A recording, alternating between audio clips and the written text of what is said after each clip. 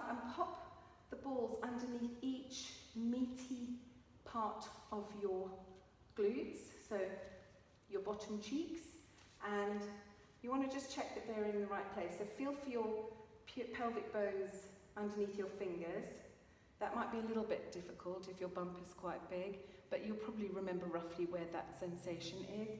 And then check that the balls are directly underneath that spot, and that's going to target all the juicy muscles that we need to soften.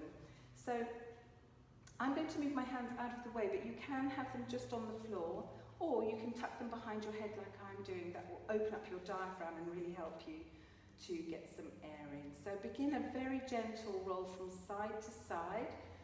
And what I want you to do is to just press a little firmer into each ball. You might find that they slip out depending on the type of clothes you're wearing.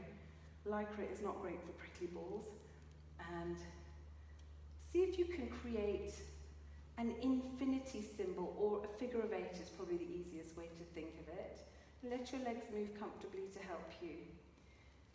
So when we're targeting these muscles by giving them a little massage with these prickly balls, what will happen is it's like going for a deep tissue release, and all of this pressure from the balls forces the muscles to relax so that when you need them to work, they can really engage very, very well. So lift your bottom up slightly, roll the balls up about an inch, I'd say, and then bring yourself back down to the balls. And we should be targeting the medial gluteus area, which is in short terms the fillets of steak to the top corners of your pelvis. And as your pelvis tilts in pregnancy, as your baby grows, these muscles can get very, very tight. So you might find that this area is just a little more tender. And again, you might need to reposition the balls. This is something you can do every single day.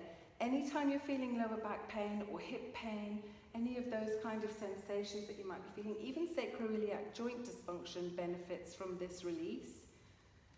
And then we're going to lift the bottom up, take the balls out, and very, very carefully bring your spine back down to the floor. You want to try and replace it one vertebra at a time, and then let your bottom come down at the very end. Really nice. Well done. And that should feel absolutely like you've been spread out. Really nice feeling.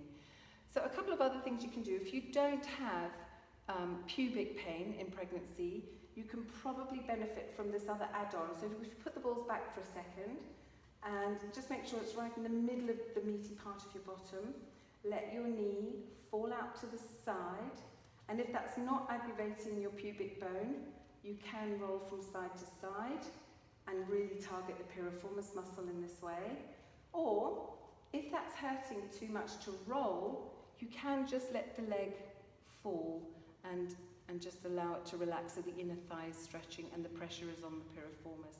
This is really useful for people who have got toes that are turned out like ballerinas, and obviously applying pressure to these muscles will help you to straighten the feet and realign the pelvis. So bring that foot back in. Obviously you would do both sides and roll if you want to. You don't have to roll, but you can. And then lift up. Squeeze your bottom really firmly to activate the muscles again, and then slowly, slowly, slowly, one bone at a time, reset. And hopefully that should make you feel much, much better.